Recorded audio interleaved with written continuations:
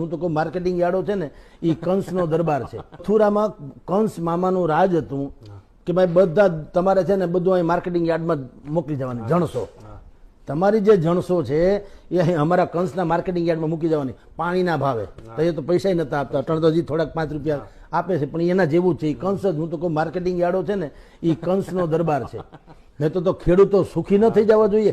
જણસો પેદા કરે, માંડવી, કપાસ ઇત્યાદિ, મગ, અડદ, તલ, અને જેણે ખેતર નથી જોયું એ લોકોની પાસે એની પેઢીઓ એ કરોડો રૂપિયામાં રમે.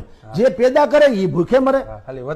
આ વચેટિયા, અને વચેટિયા સત્તાવાર વચેટિયા. પાછા આમ આપણે શું કહીએ, સરકારે કે મેં ડાયરેક્ટ હવે બધાના ખાતામાં પૈસા નાખવાનું શરૂ કરી દીધું છે, જેથી વચેટિયાઓનું રાજ ખતમ કર્યું. આ માર્કેટિંગ યાર્ડ શું છે?